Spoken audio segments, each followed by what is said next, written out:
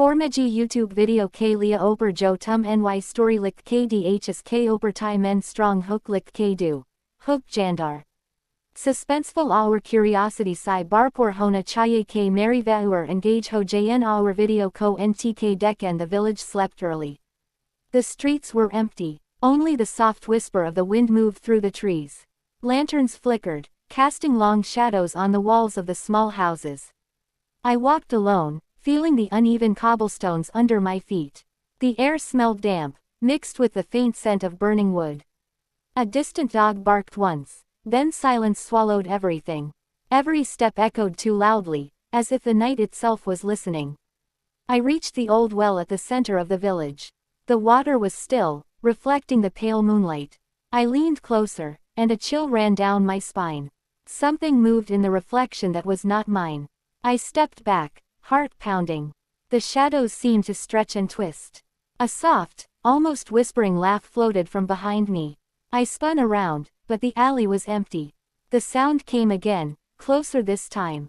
My senses screamed to run, but my feet were frozen. Then a cold hand touched my shoulder. I turned slowly, but there was nothing there. Only the wind and the moonlit silence. Then I realized the entire village had gone quiet in a way that felt alive. Like it was watching, and waiting. I stood frozen, my breath shallow, my pulse loud in my ears.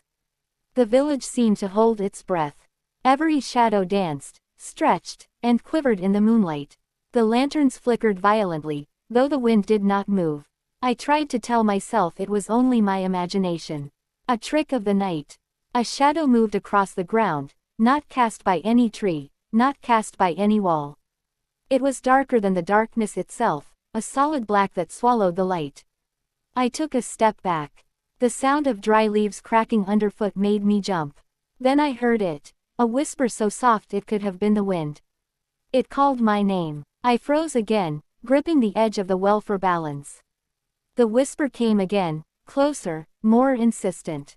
Come closer. I did not move. My instincts screamed to run, but my legs refused. A faint smell of decay filled the air. The air itself seemed heavy, pressing down on my chest. I could see my own breath forming clouds in the cold night. Suddenly, the shadows from the surrounding houses began to stretch unnaturally. They crawled along the walls, reaching toward me with elongated fingers. The whispering grew louder. It was not a single voice. It was many. A chorus of soft, desperate, pleading voices, all calling my name, all overlapping. I stumbled backward, almost falling into the well. The water reflected the moon, but also, something else. A face. Not a human face. Eyes too large, black, endless. A mouth that moved, whispering my name over and over. I stepped away, tripping on the cobblestones. The shadows behind me shifted faster, moving with purpose now. Every house in the village seemed alive. Windows became eyes. Doors became mouths. I realized then that the village itself was watching me. The wind carried a low hum, vibrating through the ground. I tried to scream, but my voice caught in my throat. The ground beneath me seemed to pulse like a heartbeat. I turned, and the street I had walked down was gone. In its place, a narrow, twisting alley I had never seen before. The walls were closer, pressing in. The shadows pressed closer too. I ran, blindly, my hands brushing against the cold stone. Every corner I turned revealed more darkness. Figures stood at impossible angles, leaning from walls, crawling from rooftops. They had no faces, yet I felt their eyes burning into me. I tripped again, falling onto the cold ground. The whispers surrounded me now. Not far, not close, but everywhere.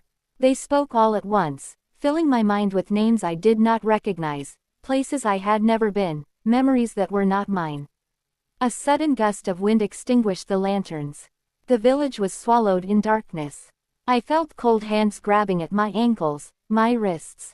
I tried to fight, to pull away, but the shadows were stronger than flesh. They dragged me toward the well.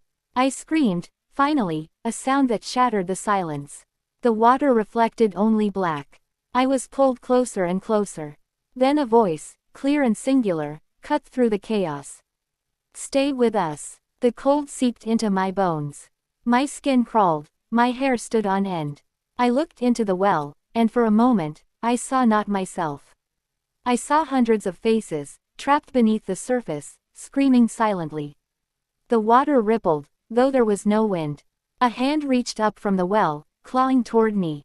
I stumbled backward, but the village shifted. The streets no longer led anywhere familiar. Every path looped back to the well. The whispers grew into cries. The shadows became shapes, twisting into forms I could not comprehend. I realized then that the village had never truly been asleep.